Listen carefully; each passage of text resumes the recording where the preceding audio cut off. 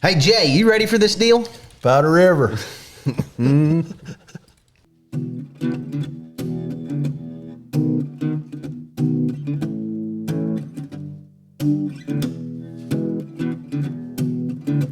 Old stories like long lost friends, rodeos and late night bends,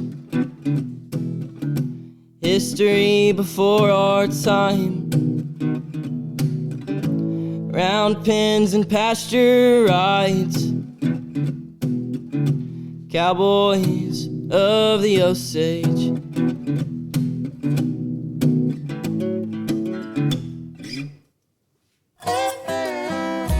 Howdy, friends and neighbors. Time once again for the Cowboys of the Osage podcast with your host, Jimbo Snively and Cody Garnett. Now let's sing a little bit about it. Cowboys of the Osage, riding once again. Always got some time for a friend. And here they are, the Cowboys of the Osage.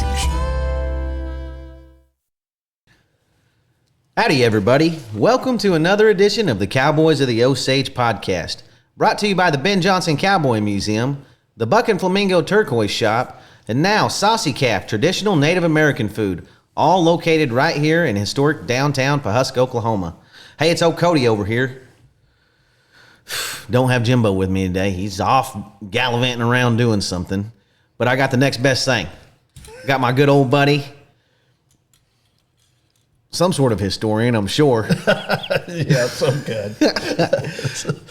TCA member Jay Adcock. Good morning, Jay. Good to see you. Morning, Cody. Glad to be here. Who do we have here today? We have world-renowned saddle maker and TCAA member Pedro Pedrini and his son Tony. Oh, all right. All right. This is going to be a good one right here. I've heard of Pedro Pedrini my whole life. It's Pedrini? Is that correct? Okay, correct, just making yes. sure I'm not getting started off on the wrong foot. Pedro, where the heck did you grow up at? I grew up in France, in the Swiss Alps. And, from my father was an Italian who jumped over the Alps, became a Frenchman through the army, World War II. Then I'm born in France, make me French. Lots of people take me as a Pedro, which is a nickname. My real name is Pierre. And Pedrini is Italian, so I get people very confused about if I'm French, Italian, or Mexican. But today I'm an American. Well, how'd you get the nickname Pedro? Oh, it started a long, long time ago, even in France. Over there, it doesn't mean much, but a little bit of a exotic deal, because probably my way of life over there in France, I lived with music and saddle and horses. That was not quite the perfect French stereotype, So it was a little exotic. Yeah, I had a buddy of mine one time. He moved to France, and he was Buffalo Bill in the Buffalo Bill Wild West show at Euro Disney over there at France. Yes. Yeah, cool. he was the main Buffalo Bill guy. His name's Jeff Wheelis. He's from down there around Fort Stockton somewhere. Did you grow up skiing in the French Alps? No. I was, like I said, I didn't ski, I didn't swim. I was all about horses. Gotcha. Well, what kind of horses do they have over there? Oh, we had all kind of French breed or mixed breed, Switzerland, all kind of. And later, just before I came to the United States, the quarter horses showed up. So the Germans start bringing lots of quarter horses, and the Italians too, and of course, flip over to France. So the quarter horse was the latest breed in Europe who came with the Western riding. So what do they do with them over there? Do they have Western riding clubs? What do they do with the quarter horses? Yes, Western riding clubs and these kind of things, and the Western type of riding came, so they create their own little group, little association, and have those little shows like we've got here. Now they add cutting and this kind of things, but before that was pleasure Western riding, all those little class, hunter seat and all those class, and I don't really know much about it, but it starts with pleasure and this kind of things, and a little bit of reining. Cutting came way later. But no ranches, there's no big ranches, none of that. No roping, no nothing. No roping over there? No, maybe a little bit nowadays, but way back, none, not at all. No kidding. Yeah. No kidding. Well, when you get maybe 100 head of cattle in the barn, there's no need to rope them. You call their name, they show Yes, up, sir. If we were over there, we'd probably find a reason to rope them. Oh, yeah. Probably. Yes, sir. Well, when did the leather work start, Pedro? For me, Yes, sir. in 1971, I had a monster wreck. I was working in a foundry and put my life upside down. And during that recovery, a few years after that, I was walking in the street of Geneva. I was right there by the Swiss border. And walked by a gun shop. And they had, at those days were the big time of spaghetti western, Every company in Italy, Uberti and all kinds, made those western replica guns, handguns, Winchesters and all. And that store had some handmade holsters in it. And boy, I saw those, and I already knew a little bit about the western things through some magazine and things. I saw that, I walk in and ask the guy where this came from. And he says, oh, that's a guy over there in that little corner of Geneva who make that stuff. So he gave me the name and address, and I walk over there.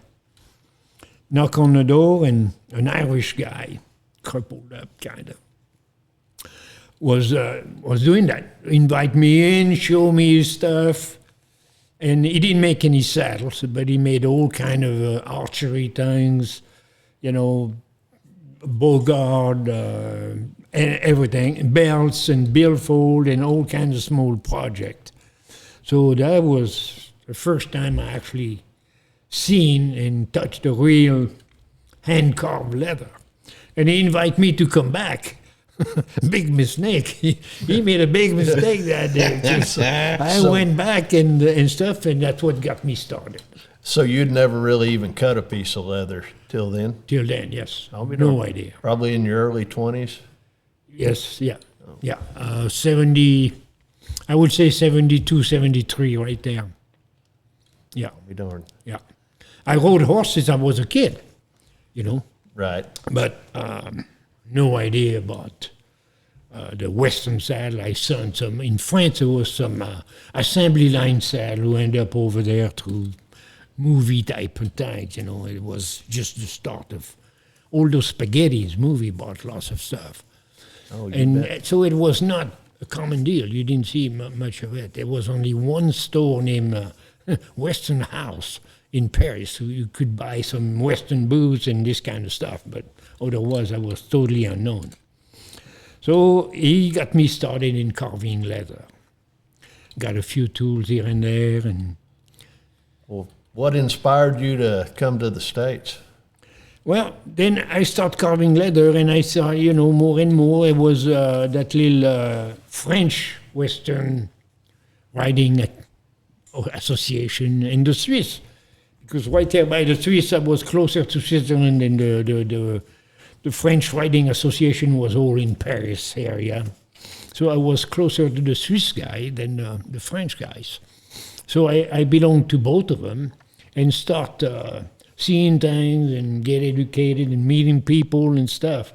So of course, being with the horse, I started to translate my leather work to saddle making. Got to a certain point. I was two saddle maker in France. I was early 20s. I was making living in a rock and roll band. So long hair, looking Indian more than anything else. Those French saddle makers didn't want no part of me, I was going to say, kind of like They now? looked like a hippie for them. I was no hippie, but Right. that's what I look like. So after being improving by myself the best possible way, there was no way to further my knowledge. That's it. I can do what I do, but that's it. So it was only one way, is to come over here. I didn't speak a word of English. I didn't know much about nothing. I live in a little town in the Swiss Alps who had 250 people. So I picked up a backpack and came over. Did you know where you were going? No, not at all. Just going to the States? Yeah. A friend from Switzerland worked as a cowboy in different places in Canada. The owner of the ranch was a guy from Arizona, but he owned a place in Bolivia and Canada. So that Swiss guy worked in both countries for him as a cowboy. And this guy used to get Western horsemen. So that's how I got acquainted with Western horsemen and different American tanks. And it was different tanks too. It was, in Europe, at the time it was fairly big. That was an Indianist organization.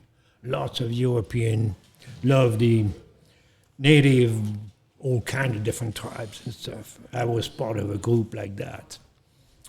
And so through all this, I started to discover lots of things about U.S., Western and Indians and all that stuff. So through Western horsemen, we got some addresses, Capriola, Bill Long, Hamleys, and different things like that. So he wrote me a letter kind of saying what I want to do, what I was after. I couldn't speak enough to explain that. So, and this guy gave me a package to bring back to his boss in Scottsdale. And that guy knew some people in Nevada, called them, and the call says, this guy need to go to Capriola in Elko. So that's what I did on my way to Elko. And with my letter, and that's it. What I think I'd heard you tell this story before, but did the letter not say exactly what it was supposed to, or what? I have no idea. I didn't speak English. I could not dare read the You still don't know what it said. No, huh? I don't, of course not. He wrote it. I don't have no idea. I could not read it. And the people who read the letter didn't understand much either. The lucky deal for me, I showed up at Capriola, and kind of 5, 6 guys working. I have no idea if they've been here a day or a month or 10 years. I don't know anybody. And I gave my letter to Bill Bear and Eddie Brooks, who was the foreman then. And everybody's scratching his head, you know. They called the high school teacher, French teacher, and that poor lady didn't understand a damn word I said. Neither do I. I don't understand what she's talking about. He was a damn hillbilly from the French Alps up there. Exactly. Yeah, I mean, and finally, that guy named Bill Watt. I didn't realize this, but a little later, I realized he showed up the same morning as me, a couple of hours earlier. That's Jeremiah's brother. That's Jeremiah's brother, Okay. yes. Right. And somehow he didn't read the letter, but he got the feel of what's happening. And he just stepped in and says, this guy just want to see what's going on in here, you know. And that's, you guys seems to, of course, he's a Canadian from way up there, and they don't like French, they don't like the Quebecois, you know. But he helped me, I don't know why, because he should have shut up, but he didn't. And he made the deal happen because of him. He says, you guys seems to, so they shack us up together, and they kept me in. Perfect. So you went right to work for Eddie Brooks That's there right. at Capriola's. Yeah. Jay, since you're our resident historian today, give everybody a little brief background on Capriola's, what it is, where it is. Capriola's, I believe, and Pedro could probably tell you more, they go back to the G.S. Garcia days. Yeah. What would that been? Early Okay, in 1928, Garcia left Elko. And one of their workers, J.M. Capriola, started work for them. They had the silver deal, but they had saddle making too. They were doing both, bits, spurs. They were doing everything. Right. J.M. Capriola was a Garcia worker, and they left, so he opened his own shop and got sick very shortly, didn't stay very, very long. And Paul Bear, the father of Paula Bill and I forgot his last name, the other one, bought J.M. Capriola from him. But Bob Bear was a cowboy from Nevada, somewhere, all over the place. Was not a saddle maker. That's when he hired Eddie Brooks to come. And Eddie Brooks worked for Paul and had that funny timing back and forth with Texas and stuff. Paul had the saddle shop, and right there, that's it. That's right. And Eddie Brooks came out of Fort Worth, didn't he? Yeah, Was it Letty's? Yeah. And went up there, and who'd have thought he came out of Fort Worth and went right to making some of the best buckaroo saddles ever made. That's right. Back in the early 80s, late 70s. Yeah, they were 60s, late 60s. 60s. Yeah, I remember when I was a kid, the Capriola catalog. Yeah. That was something to have. Quite the wish book. Yep. Sure was. And it's cool that you got in on that, right in that era with Eddie Brooks. Yeah. One of the best there ever was. That was 78 when I first came. 78? 1978, yes. Oh, you bet. So do you credit Eddie Brooks as being your main mentor? Yes. I didn't know anybody, of course. But I didn't do much work. But of course, every time they joke about this because every time Eddie touched something or make a move or take a piss, I took a picture of it. So I could not ask questions, I could not answer anything. But Eddie, right away, and I don't know if you ever seen Eddie Brooks writing or anything. I still have a bunch of notes and letters he sent me. Very few people could read it. My English was just as good as his. That was something else. So he wrote me a little notes, and I had a dictionary. So it takes me a few hours to translate that. Then I laugh at the joke 2 hours later. That was pretty interesting deal. Did you ever chew tobacco like Eddie Brooks? I tried. I was a smoker, and I could not do that. I could not do that. I was over on my... and I say that anybody that knew Eddie Brooks knew he had a big jaw. With that heavy Texas accent and... Right. Man, something else. Right. Something else. What is the deal up there with the... I feel like it's a regional thing with our cowboy saddles. I feel like up there they use quite a bit bigger horn than we use down here. I wonder why is that, do you think, Pedro? Different style of handling cattle, Those big horn from... Nevada is just an extension of California. In fact, those big ranches in Nevada were all started by Miller and Lux, because pushing out of not enough room in California, they have to push out. Oregon and Nevada is an extension of California. And lots of long rope, lots outside, dirty country, sagebrush, nothing clean, no fancy pasture, no nothing. Long rope and letting feed and sliding. So on a small dally horn like we got from Texas style, actually, will not work in Nevada. So you stack on a muley, slick horn with long rope. That's where it comes about.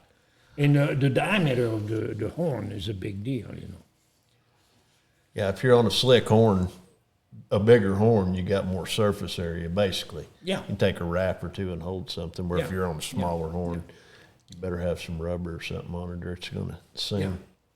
I just tie on hard and fast. There you go. The speed, and the countryside. If you're on a pasture or on a corral, you can rope fast and everything is clean. When you got sagebrush up to here, that's a different story. Yes, sir. Yes, sir. I feel like there's a lot of vaquero influence on the buckaroo type guys. Yes. From that's all the way. That's an extension of the vaquero. Because they use longer ropes. They use bighorn saddles, just like the Mexicans do, I feel like. That's where it comes from. Yep. From Mexico up to California, the mission style, and improving this, and that, up to the needs. If you rope with a long riata versus an iron rope in Texas, there's a big stretch right there. And I tell you what I noticed as a kid going to work up there is that, growing up here, we rode heavy, stout saddles, tied on solid. You go up there and it was those guys would dally on a slick horn and ride a lot lighter saddle. Yeah. You wouldn't see very many saddles that weighed over 35, 40 pounds. That's right. And a lot of that, the country dictates that because you got to trot a lot further up there.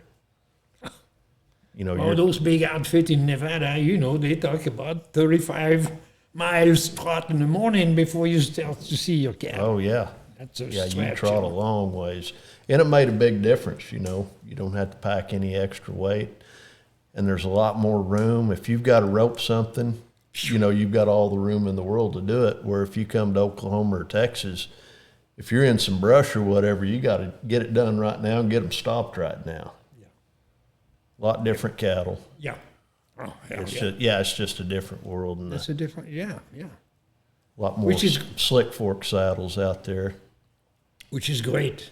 That's great that there's that much difference between the Texas thing, Arizona, Nevada, California, all those, the Northwest, same thing, Oregon, Wyoming, no slick fork saddle, a totally different education and different stock.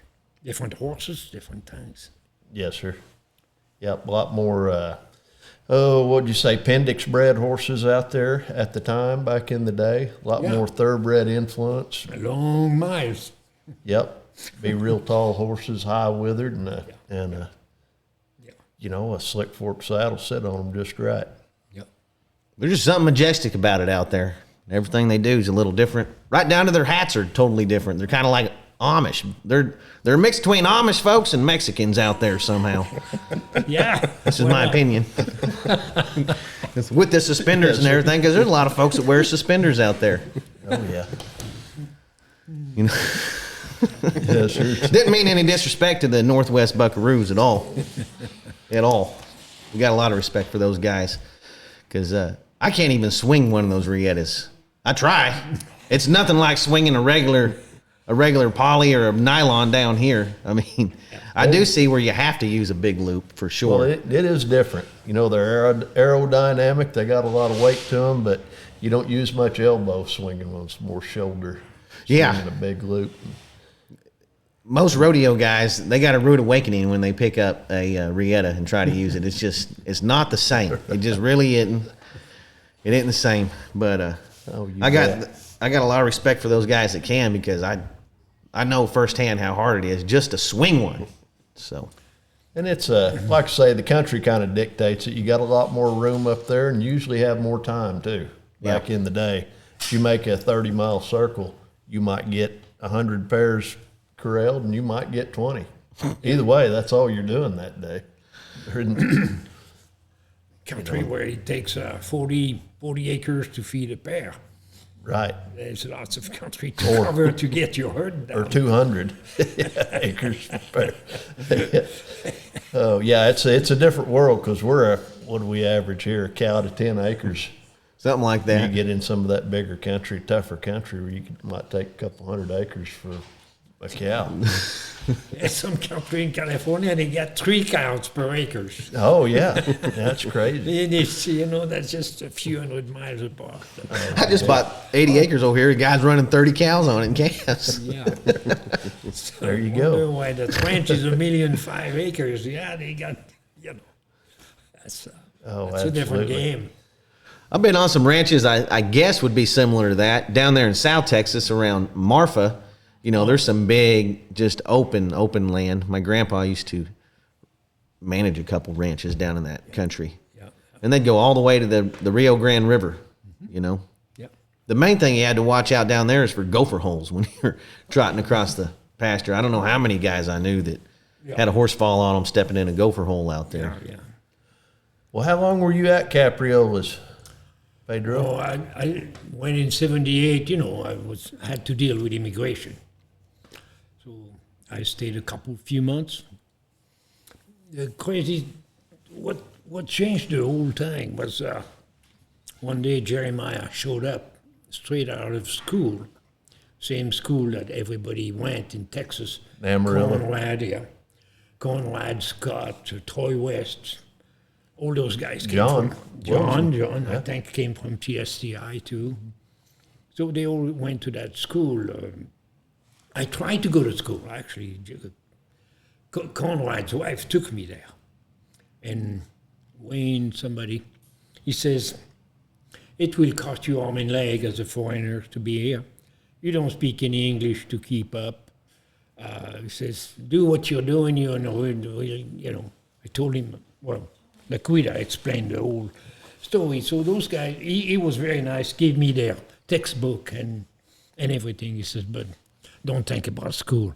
Go work in a saddle shop. Okay, so then Jeremiah showed up after school to visit his brother Bill, who was at CAPS, and tried to get a job. For some reason, they didn't want Jeremiah. No idea why. And it was time for Bill to go home.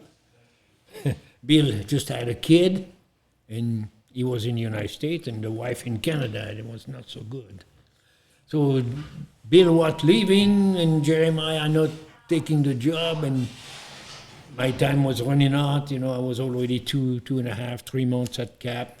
It's better think about the way back. And he says, I'm going to hit the road and look for a job. He says, why don't you come with me? So we did. We left together and traveled all over the West, Idaho, blah, blah, blah, all those things. Pendleton, we camped in Pendleton, in Livingston, Montana, and all different places. In Milton, Freewater, I knew about that guy named Cliff Ketchum because of that Swiss guy who wrote that letter.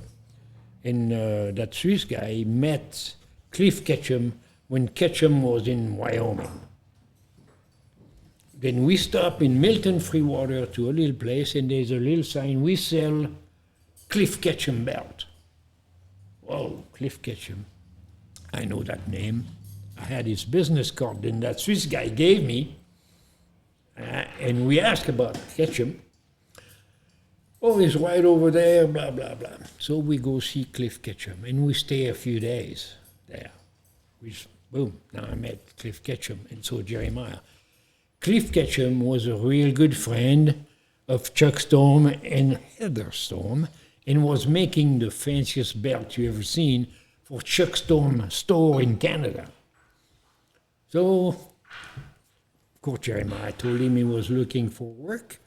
Cliff Ketchum is the one who called Chuck and says, hey, I had 2 punks here in my shop looking for work, and they're honest because they didn't steal nothing. I got this from Chuck, Right. So here we go. Jeremiah talked to Chuck, and we're on our way to Calgary to see Chuck Storm for Jeremiah to get a job, which he stays 6 years apprenticeship up there. Me, I stay a few days, and the Canadian didn't want me any more than the Americans. They gave me a week. They gave me a week of stay up there. So after a week, I just jumped on a Greyhound bus and came back on this side. Then kept traveling Wyoming. Lucky me. Now I know Cliff Ketchum. I know Chuck Storm. When at CAPS, one day a guy named Chester Hape stopped by with another guy. They were going to a show in Arizona. Met everybody, and they introduced me. And he says, if you go through Wyoming, stop by.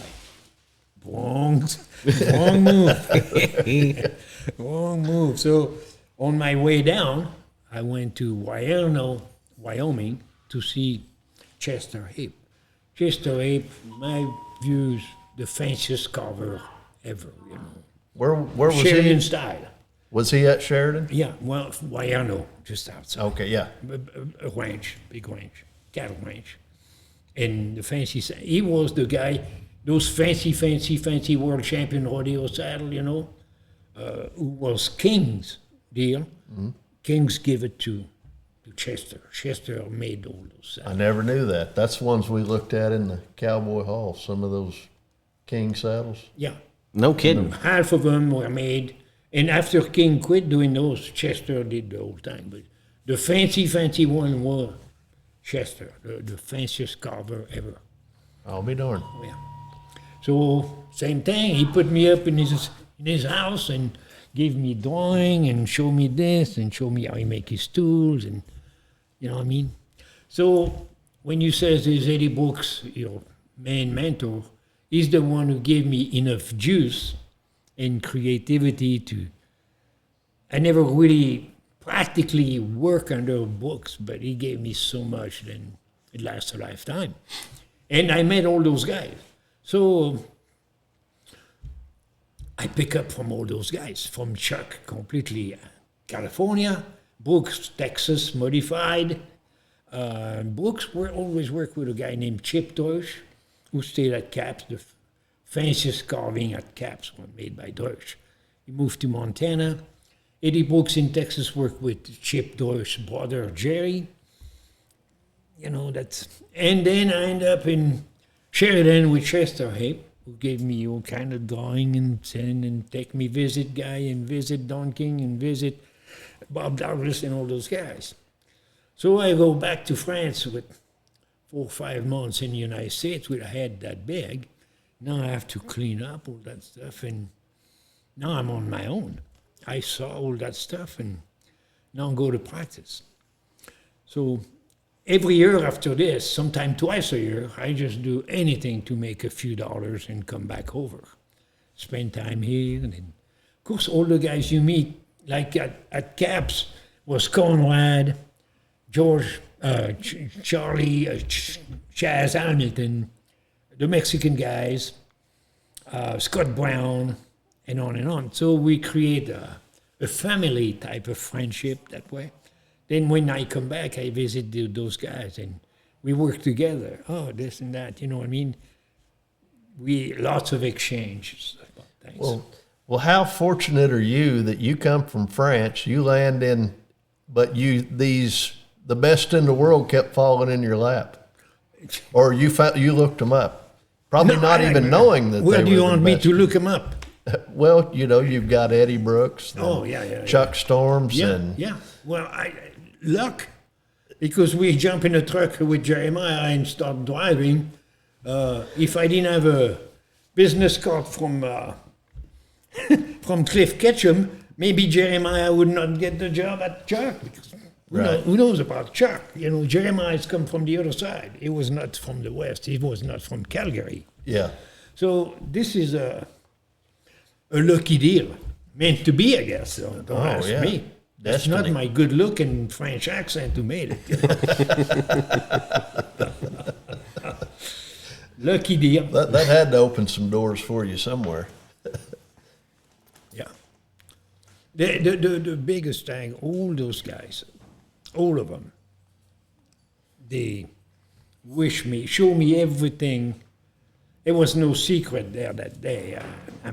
I don't speak a word. I cannot converse and exchange nothing. It's just, I'm the dumb foreigner. All those guys gave me signed pictures, good luck, their best wishes, and encouraged me to keep it up. And this blew my mind. If I see some guys in the street who look way different, pretty shady maybe, who start to want to know what I'm doing, if I'm going to give him everything I've got. I'm not too sure I would do that. You know what I'm saying? And they did. Right. This really, wow, what happened here? Oh, you bet. That's the way I look at my past. I was so fortunate to run into good people that would do something for you when they didn't have to. Yeah. At all. Yeah. Yeah, that's great. Yeah, from and that happened with the horse too, with horsemen. How the hell I became such a good friend with Tony Amaral. Right. How can that be possible? Right. And a guy like Tony even look at me, I barely can climb on a horse, Yeah, Tony Amaral was one of the best trainers, cow horse trainers on the West Coast. The best hackmore man ever. Yeah, absolutely. I've heard that. I never did get to meet him, but Yeah, well, that's why he's named Tony. oh, really? Yeah. I'll be darned. That's interesting. For sure. Well, you knew that, Cody, that Pedro ran the saddle shop at Hamley's. I read that last night. Oh, you did? Yeah. Well, I don't know everything about everybody, but yeah, Hamley's. I was going to ask you about that.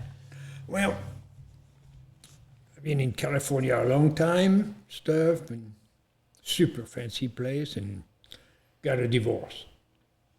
And I was always doing some schooling, quite a bit actually. And when all the guys who come to school and stuff, lots of them are a retrain program under some kind of insurance, so they got some paperwork and stuff. And the first question always come about from those insurance companies who's going to pay for the training, is there a job opportunity for those things? Because they don't have no idea about saddle making. They want to train you to be a cock dealer at a casino, cut hair, and this kind of stuff. When the guy says, I want to be a saddle maker, wow. So the first question who always come back is there is a job opportunity for a saddle maker? And we all know that there is not that much.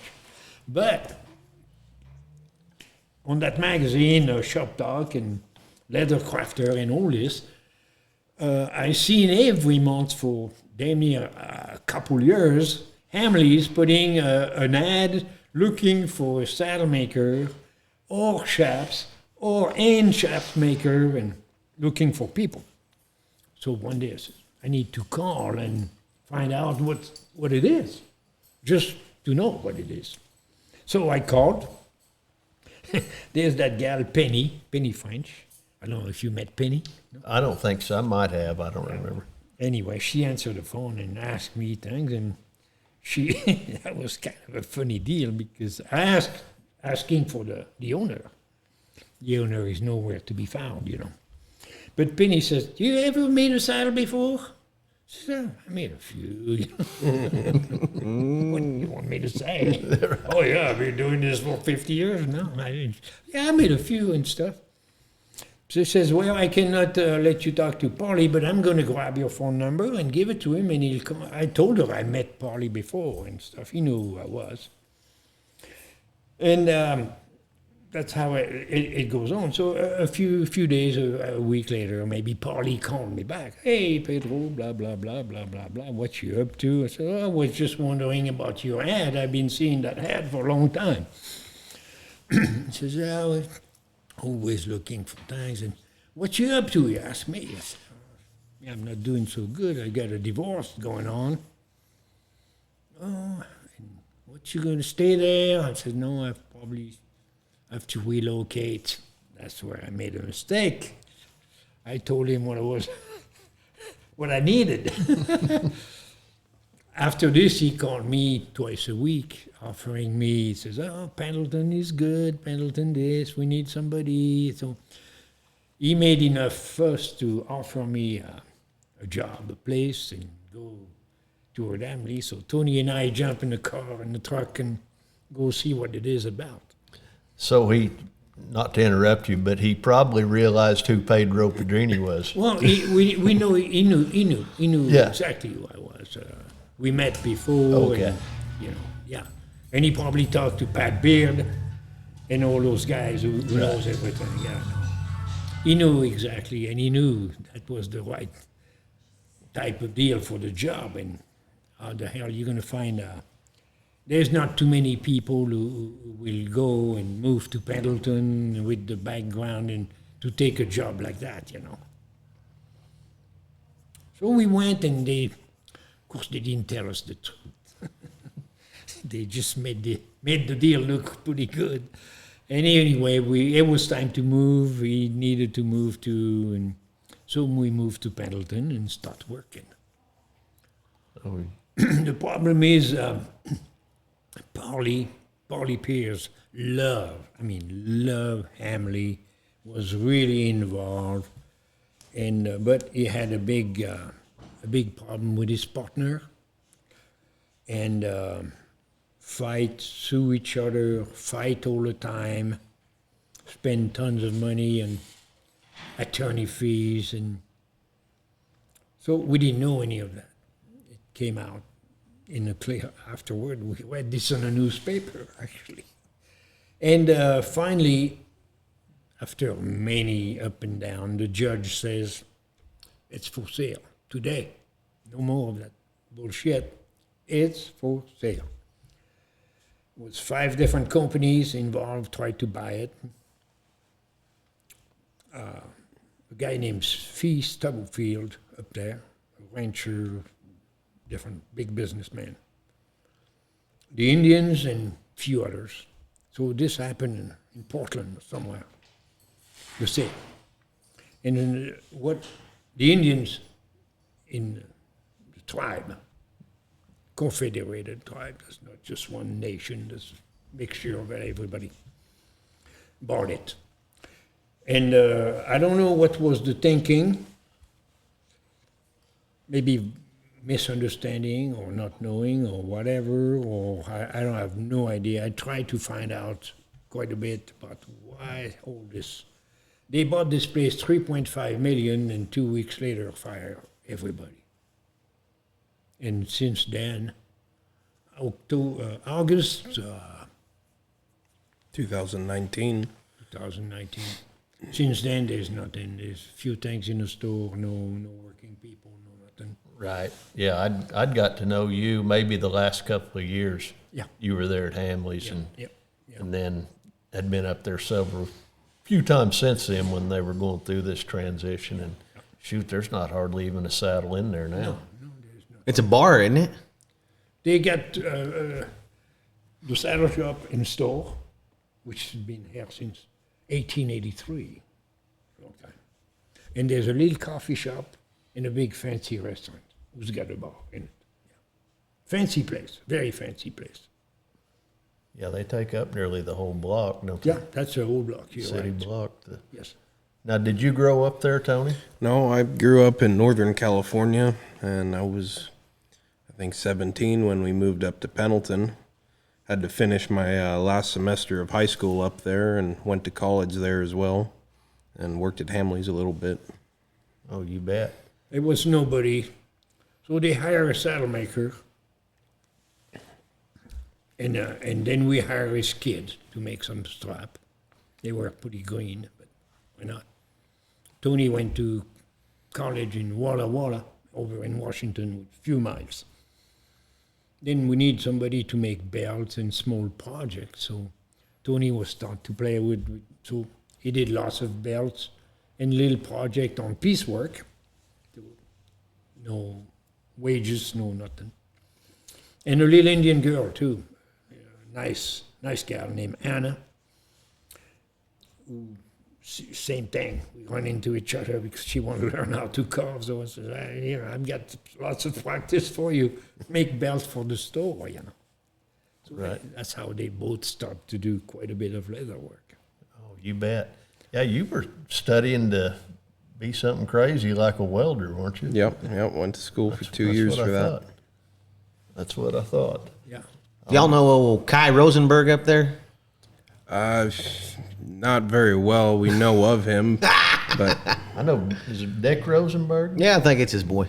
Okay. I met him. Joe introduced me. We drank a lot of whiskey in Pendleton during the rodeo. He's a good guy. The rodeo up there is something else. That's what made the town survive.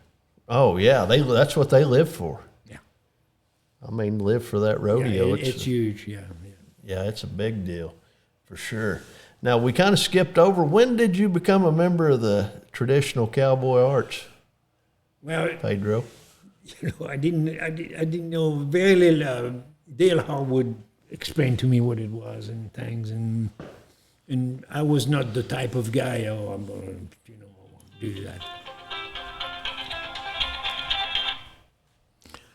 I was not the type of guy really have that confidence, so I'm going to try to do this. But a couple of guys,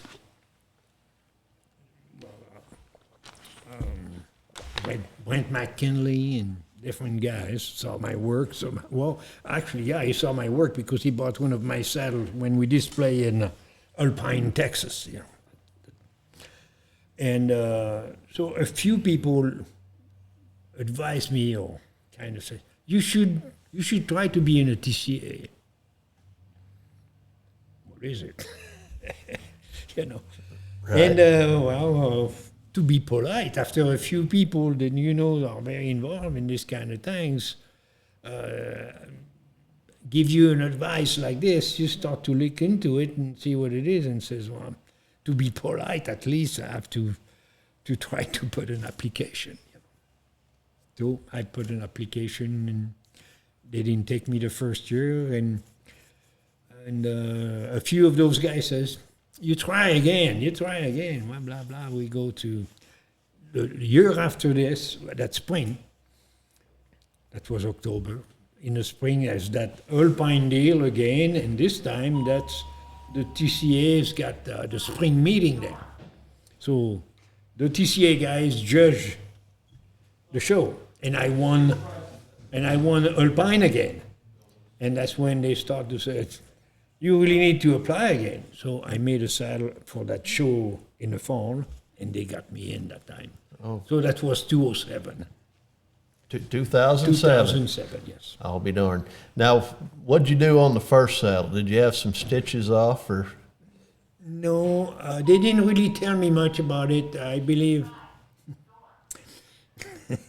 I didn't have time.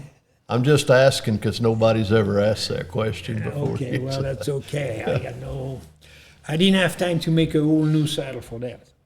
So Jeremiah, that saddle I made and won the first year in Alpine, Kit Haddock bought it. No kidding. And that's the only saddle who's got both name on it. I made the saddle fully, but that was a Jeremiah Watt brother saddle. So there's both name. And that same thing was just a fancy saddle, not a TCA piece, but kind of fancy.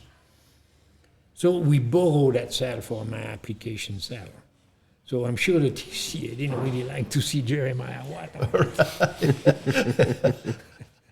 And Nothing against Jeremiah, they just didn't want his name on the saddle you're applying with. It's just politics and stuff. Yeah. And maybe a few borders were not crooked by no means, but maybe skip the border of the back housing, camelback, and that was not for me an application saddle by no means for something I didn't know it was to start with. Anyway, they reject me, and no problem, zero problem with that. Just came back stouter next year. I made another one for a customer in France this time, and they take me in. According to Chuck, when they judged that saddle, they said, everybody says, yeah, that saddle is good enough to be in a big room with ours, no problem. They took me then, second time. I'll be dang. Cool. Yeah. You don't. I never knew there was a saddle maker of the year competition until I was reading up on you. Oh, wow, yeah. And they hold that down in Alpine. No, I don't even know. Shit, cannot you catch me off guard here? Who's the old man who? That's yeah. I'm sorry. I can't. Well, it's the Academy of Western Artists. Western yeah. And it's something, and it's I a don't know, voted there's deal. a funny place. They're just people running it, and the old guy, he's a super nice guy. I cannot think of his name. Kind of retired, and Keith Seidel took the secretary job for that. And that the ceremony they give you that thing is always in Texas. It was in Garland, Texas when I went there. So only the members of that thing judge. Anybody can put your name in that in a pile, but it's picked by the members of that. So every year we judge for the new one. There's 2-3 guys inductees or nominated or whatever you call it. And that's it. So I guess the very, very first one was Bob Morris, a Texan. And on and on. All those famous guys being picked in time. And now everybody, we pretty much know, old-timer. Me, I was picked up in 208, if I remember right. Something like that. And I was nominated a few times, because they always send you a letter saying that. Yes, sir. Where do you order your saddle trees from? I always dealt with different guys. I bought pretty much every tree you can Okay. find from different makers. I always like Sonny Falcons. You will hear some people kind of blah, blah, blah, assembly line, this and that, but if you really look at it, there's more cowboy saddle mill on his trees, Sonny's trees, than anybody else, and they're just fine. Not one of them ever break because you ride it, you know. If you don't have a monster wreck, a horse flipping over 15 times, they're just as good as anything else.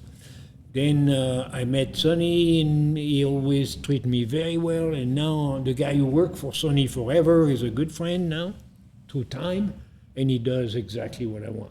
I'm pretty pleased with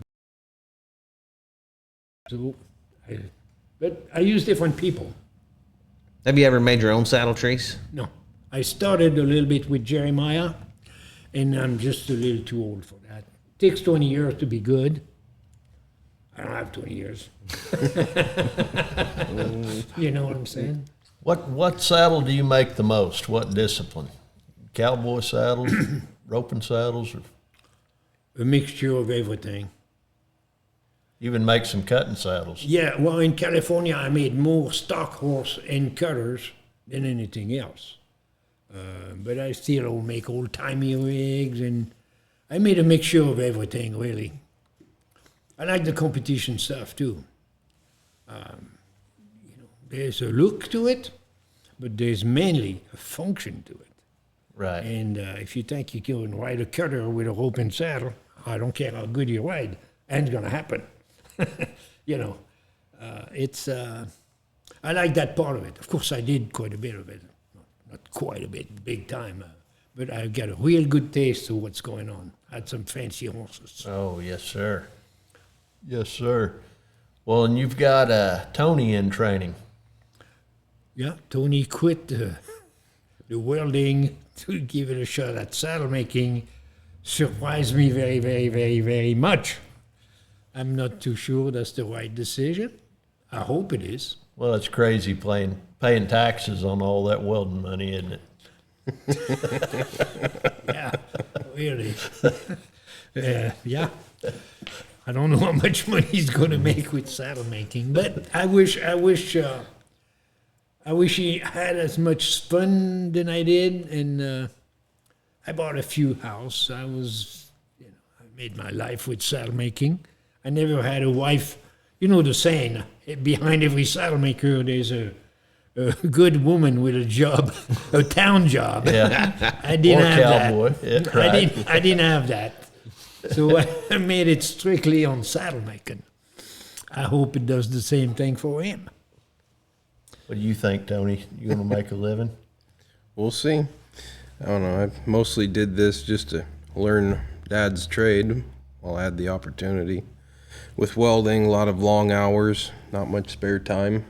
So I couldn't accomplish what I wanted to, and thought I'd give this a shot, and I can always go back to welding if I need to. Oh, Or absolutely. anything else. Yeah. Well, there's nothing more honorable than carrying on the legacy.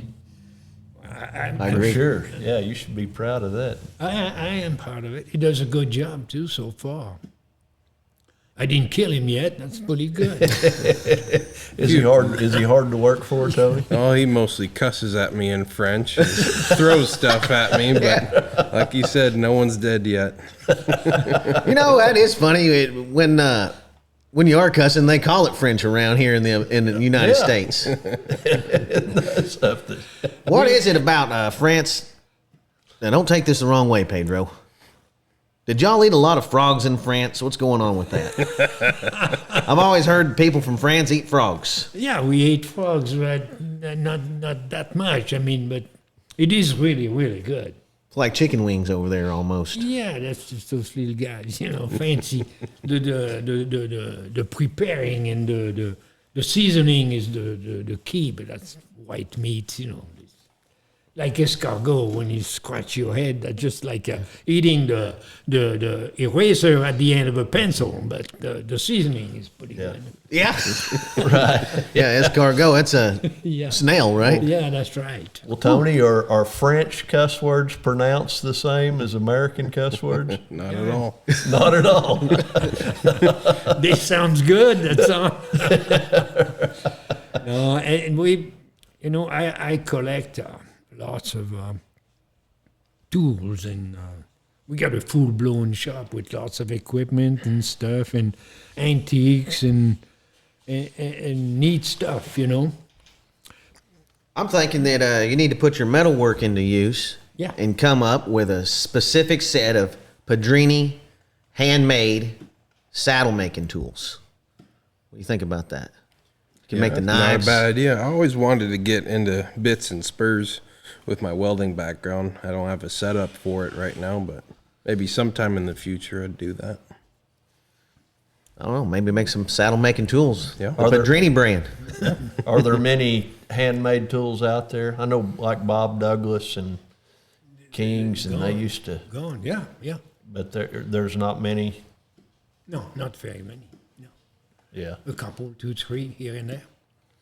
My neighbor is Wayne Jersky.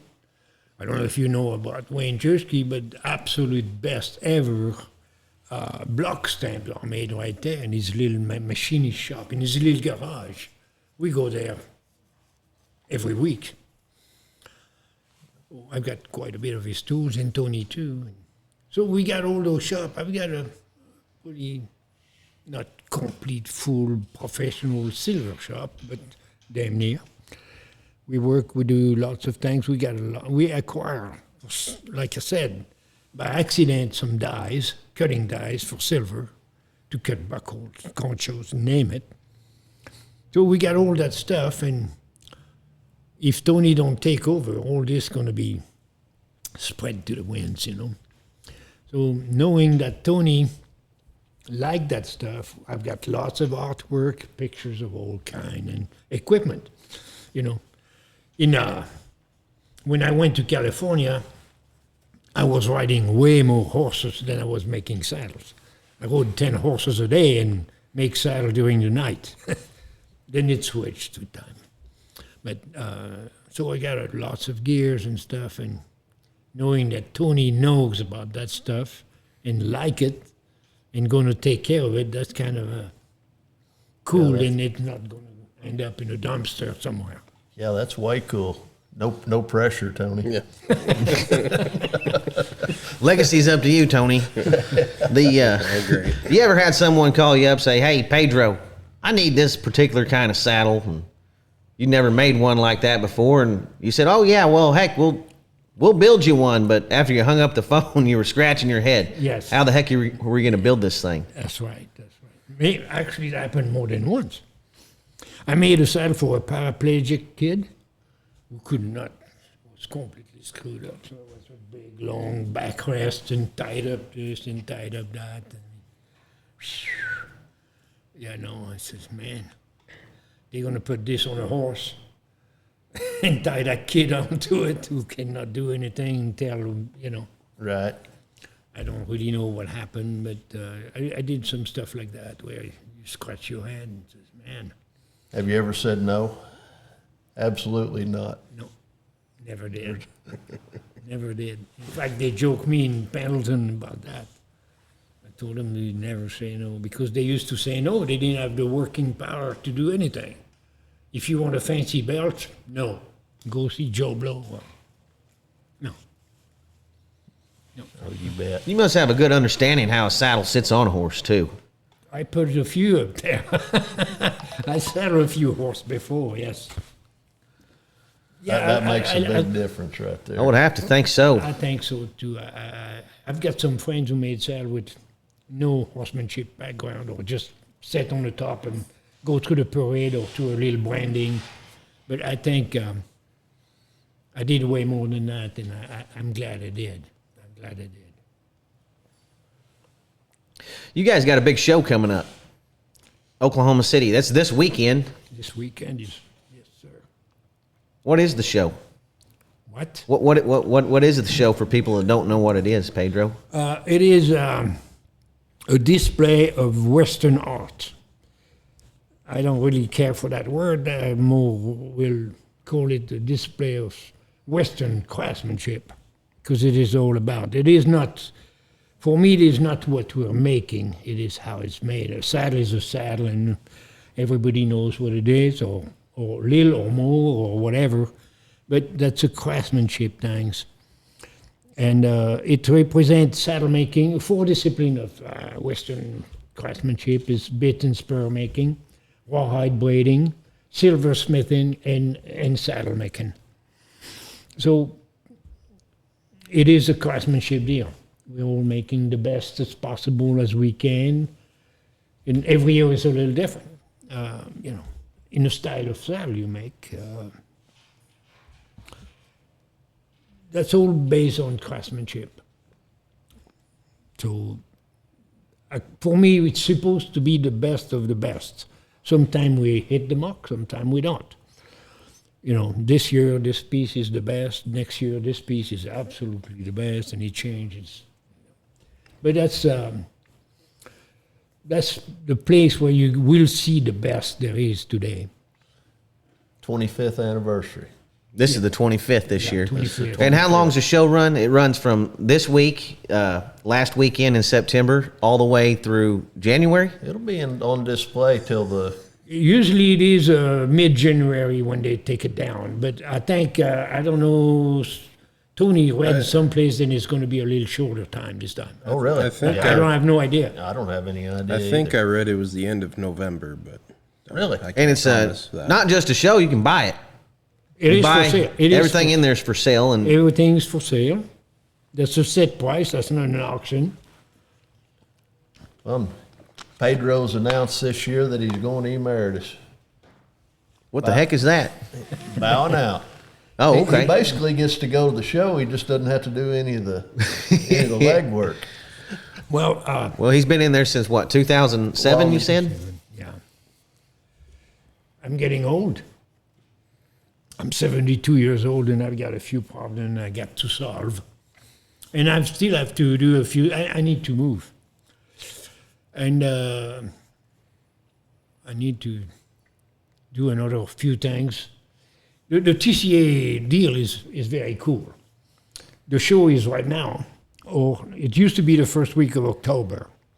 And so we had all the spring to make that stuff, May, June, July. The deadline was the 1st of August. Then you ship your stuff to Oklahoma. They got time to take pictures, make showcase, and set up the deal and everything, and the show in October. So you had 3 months in the spring and summer to do your tanks, which takes 3 months out of the year to do it. And during those months, that's when lots of things happen where you can do nothing. This year this year was tougher than any other years because we had a late spring meeting in Canada. We made a saddle together, all the saddle maker, a saddle was supposed to be auctioned at the show this year. So that was here another week taken by the TCA. 3 months of work. They raised the deadline a month earlier. It was all kind of stuff besides my normal work to fit into place. I missed some doctor appointments. To place I refused some students who was to come. Lots of personal things involved where you cannot do what you're supposed to do, And or wish to do. some people don't realize what a gamble all this is, too. Oh. Because every member in there is making at least 3 of the best pieces they've ever made, and there's no guarantee they're going to sell or... Yeah, no. We all have unsold piece. I got 3, 4 saddles not sold. One is right here. and times This one is for sale. It's only $30,450. That seems like a heck of a bargain to me. It is. Hey, Jay, what is this saddle that you guys built this year?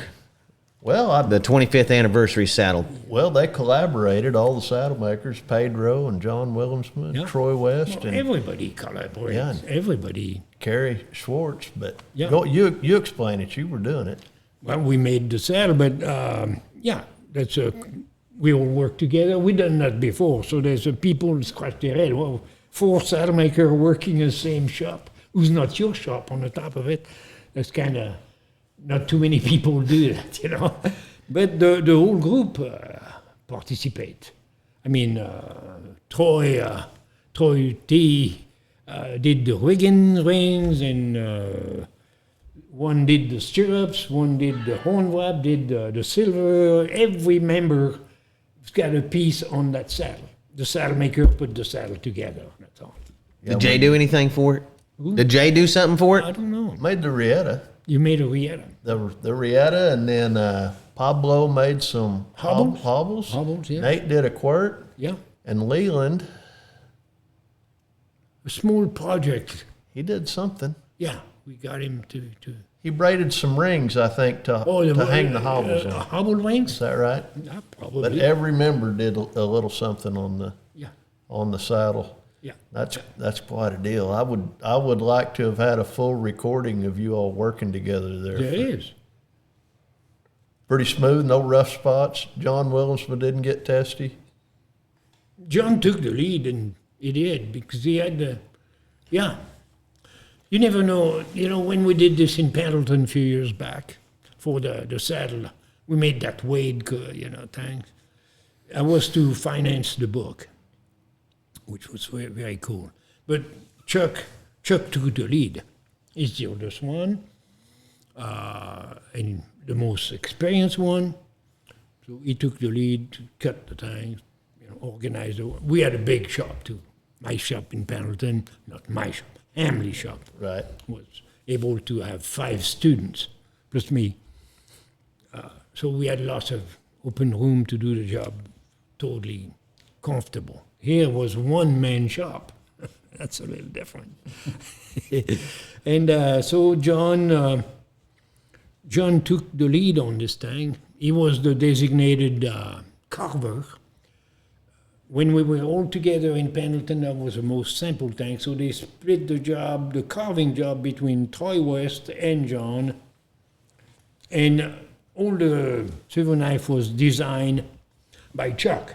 So that was simple. Here, Chuck sent a design of a saddle he made a few years back with the same style.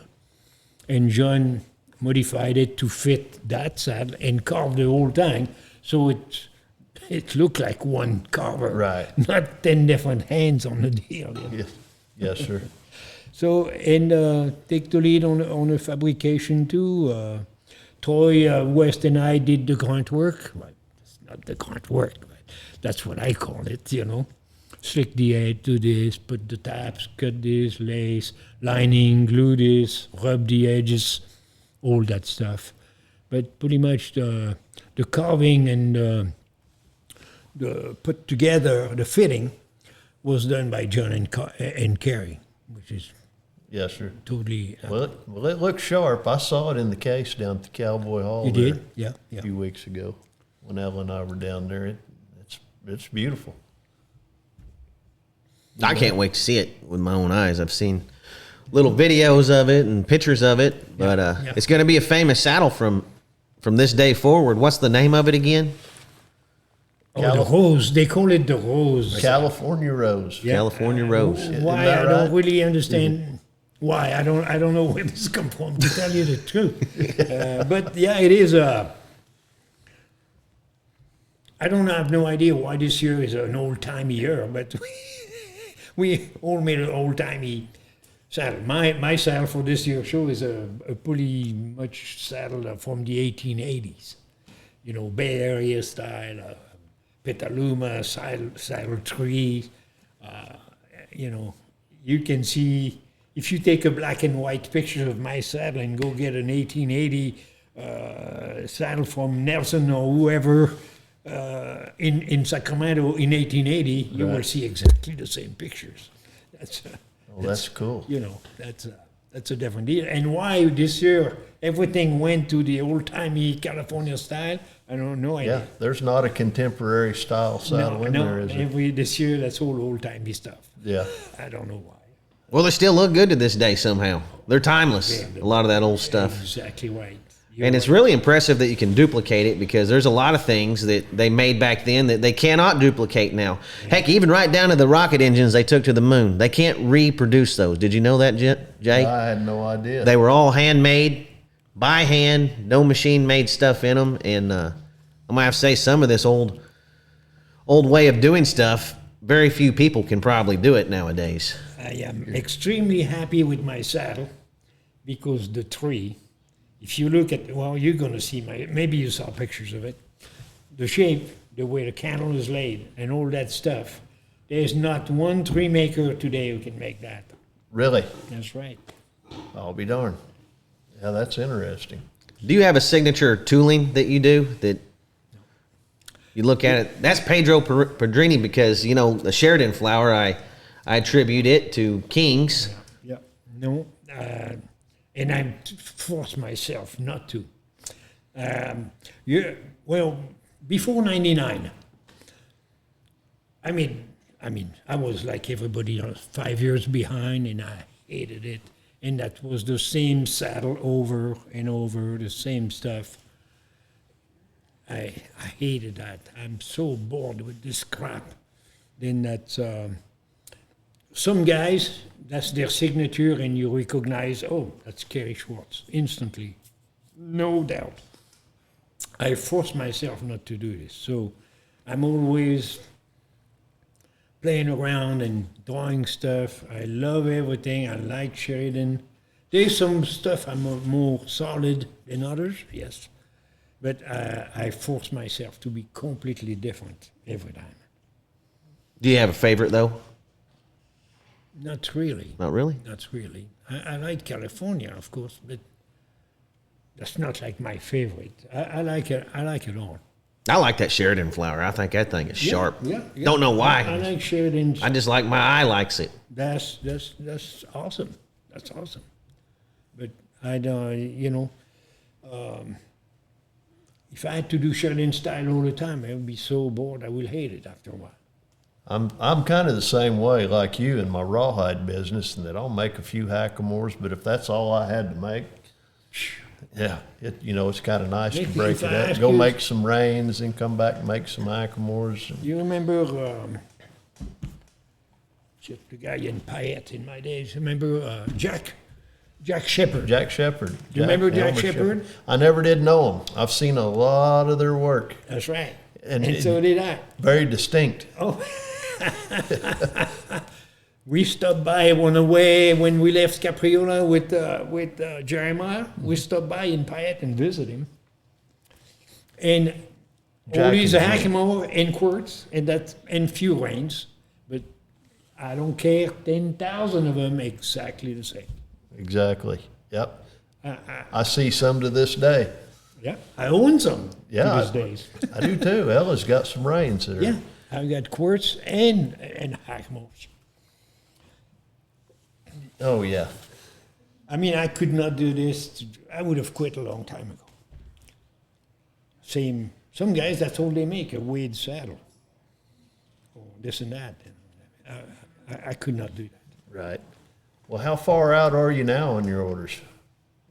Very little. A year maybe. Which is okay too. Oh, you I bet. kind of like that. What's the furthest you've been out on an order? Years ago, it was 5 years. Wow. And I absolutely hate it. And that's when I quit. I mentioned 99. I had a big, I had to quit. Like I said, I was riding lots of horses then. And starting colt, that's my favorite with the horse thing. That's my forte, starting colt. That was really my deal. One day I was in Browns Valley, and we go to the accountant, and the accountant asked me, what we're going to do with that $80,000 of down payments on saddle. But you said, $80,000 down payment 2,000 from this guy, 1,500, 3,000. Then I tell the wife, I says, if tomorrow that colt throw my ass against the panel, then I'm screwed up. Where are you going to find 80,000 to give to those people? I didn't know we had that much down payment. And you don't think you get the payment and the money is gone Piles up. in the system. You don't have 80,000 in the bank account. You know what I'm saying? Yeah. Exactly. I says, this is not working. So I shut down the things, no more orders. I finish up my orders. Then there was time to do some things. That's when I hit the road. Went to visit saddle makers, tree makers, silversmiths, to get fresh air. But that's what's tough about saddle making too, is there's really no way that you've got to buy the tree, you got to buy the leather. There's such an investment there before you even start. You just about have to take some down money, don't you? Oh, you have to. Unless you can, if you're a rich saddle maker, then you can advance that money and take the risk. Right. You ever had any movie stars call you up wanting a saddle? No, Really? not yet, no. I would have sure thought that Sylvester Stallone called you up and was, hey, give me a saddle there, Pedro. Hey, Stallone, you hear this? Sly, why ain't you got a saddle Hey, for Pedro Rocky. yet? What the hell's going on around Rocky, here? you're behind. I figure Selleck would have called him up needing a saddle. Oh, no kidding. I'm gonna, you know that saddle this year at the TCA saddle, I've got about 8,000 worth of material to make that rig. For this year's saddle? The tree cost because, so it's the tree, the this and that, the silver, the leather, of course, the bear hide, the pitiado, the silver thread, the investment, and that's about $8,000 to build be that darned. rig. Well, I'll just give your money back if you just give me the saddle, Pedro. Sounds like a deal. There you go. Yeah, I'm going to move to that fancy house you got over there for. The flamingo And nest. you fill up the fridge. For sure. Wait till you see this saddle that he's got the silver, what do you call that? Pitiado. Pitiago? Yeah, that's the. It's like a silver lacing it's like on the surface of the leather. Well, that's, yeah, that's stitching. Well, I can't wait to go check out all the stuff. There's a few things that I'm going to say is going to go down in the annals of Western history. Maybe the saddle y'all collaborated on. There's a bit that Troy Flaharty has in there that I Yeah, think there's people's some going to be talking about for a lot of years after this. It's some nice piece. Yeah, there's a Very lot of original nice pieces in there this year, it looks yeah. like. Yeah, I'm excited to see it myself. Pedro, you've had quite the career. I mean, it sounds pretty romantic. You're up there at Capriola's, you're at Hamley's, you're working with all the best guys in the world. You're going to staying with them, learning from them.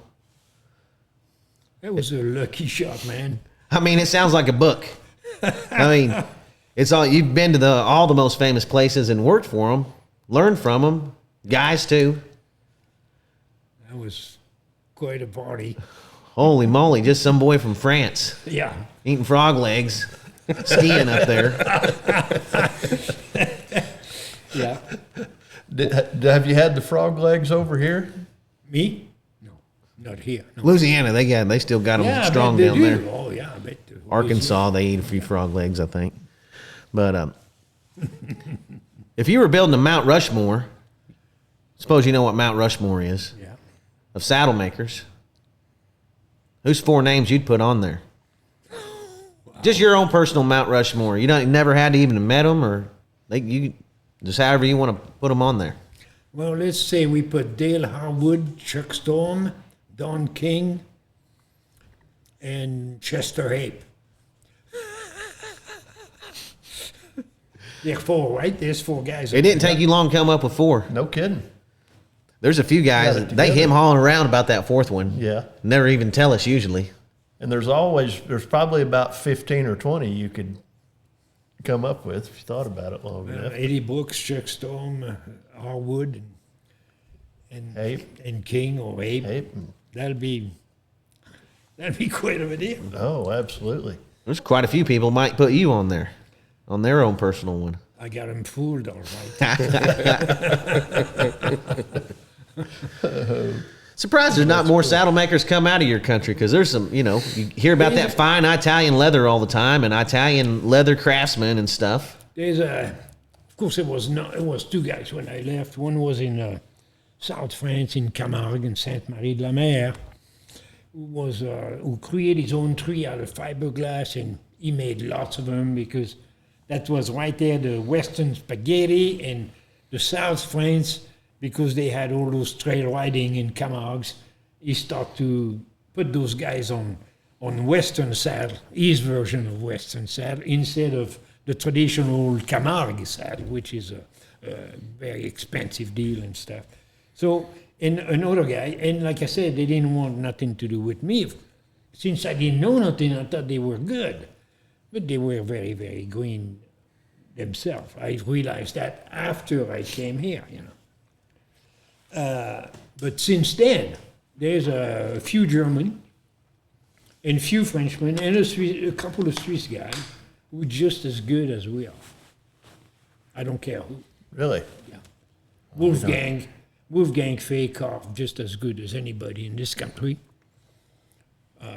Fritz is a mechanic. He's just as good as anybody here. Yeah, who was the gentleman that applied for the fellowship this year? Oh, that German kid. Marco Breitenbach. Yeah, he makes a really French, nice saddle. yes. Now, Fruns, the Swiss guy, well, he's in Germany, but he's a Swiss guy. The braider oh yeah, is does top really notch, good right? work. I mean, as a braider, what you can back me up, I think. Oh, he does great work. You see? Great work. Yves Le Cyr in France comes here and gives class. I mean, his work is just as good as anybody here. Say in France, what's their finest leather work? Is it the cases and stuff that This is historically? not just France, that's the old classic stuff. You take Germany, England, France is more refined.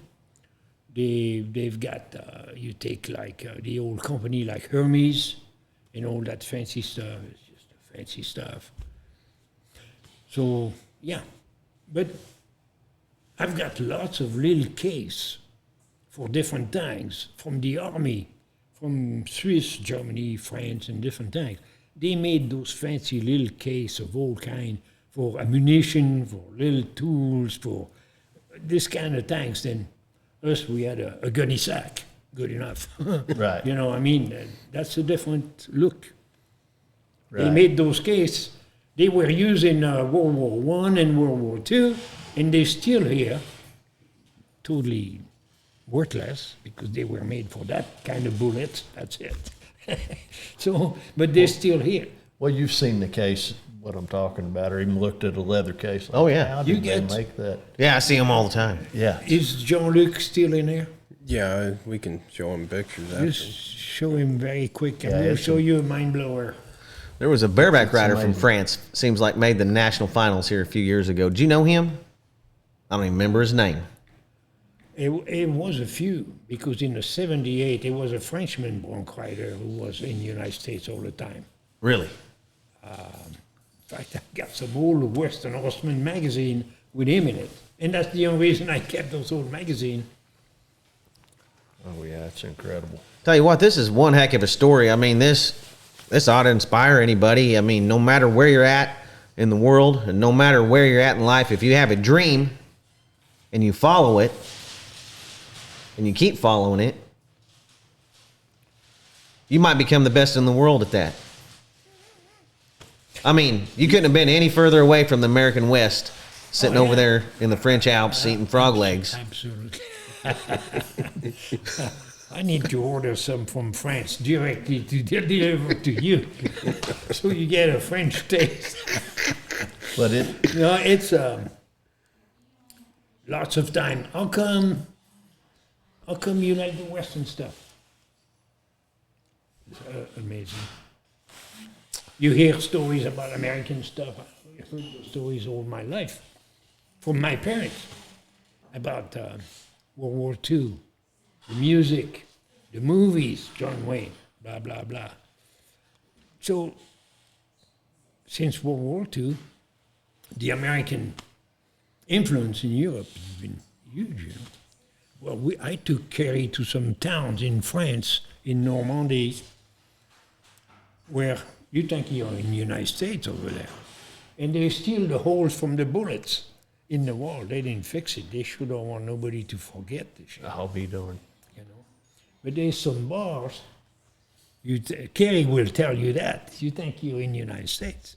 All those old soldiers and things and pictures and people who were there in the 40, 45, whatever that was, came back and visit and on and on. The movie things, the D-Day with John Wayne and all that stuff. So the music and the things. And for me, that was the Indians. I discovered the Indian things, for me, a little bit before I really discovered saddle making. Ask me why I always liked the native of the United States. But that's weird. There's a book I've got. That's when Buffalo Bill went to France in 1904 with the big Buffalo Bill show. Then you read this, it was in France in 1904, blah, blah, blah, and that was a disaster financially wise. Big boats, buffaloes, horses, Indians, name it. Everybody was in the boat. Sitting Bull, Annie Oakley, name it. They were there. But then that's it. That's all you know. They had a parade, so you see them by the Arc de Triomphe in France, horseback with a bunch of buffaloes and stuff. Indians, full deck, regalia and stuff. The damn trip lasts 4 years. They were all over the country. They bring tons and tons of artifacts now in private collection in every museum there is. So they don't tell you everything. You just know it was there in 1904. But that's huge. Right. It left a huge impact in all those Indianist clubs there is.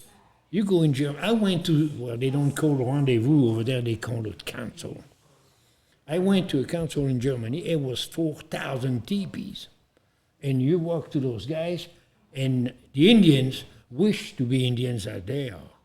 Those guys make everything themselves. The best buckskin today, besides the real Indians who brand tan, the best buckskin available today, if you go at the trading post, is made in Germany. Really? Yeah. That was some out of this world stuff. Still today. I'll be darned. You can go into some store and buy eagle feathers over there at the store. But this is carried on from back in, from the Buffalo Buffalo Bill. That's something That's else. amazing. That's a long time ago. Unbelievable. Yeah. And those guys know more about the rituals and the tradition and the cooking of the Indians remember today. They speak the language. I used to speak Sioux quite a bit. I got 4 or 5 dictionary and stuff. I'll be Then I darned. got in Pine Ridge. It's, what the hell's Yeah, going on? You know what I mean? But can you imagine, Cody, having half a pocket full of money and deciding, I'm just going to go to Europe and see what happens? Yeah, it's totally doable. With a note from somebody, I'm going to go build Lamborghinis over there at the factory. somebody writes you a note that you think's in French and see You what can't happens. read it, too. Surprise! All right, it's an unbelievable story. I mean, to me, That is, he achieved the true American dream right there. And for sure. well, everybody, this has been a good one, Pedro. We appreciate you coming on, BSing with us. You too, Tony. For Glad to sure. be here. Couldn't hardly get a word in edgewise over Tony over there. He, Well, we're glad to see Tony carrying on the tradition, though, for sure. damn right, that's what it's all about. And how do we reach y'all? I got a phone number still.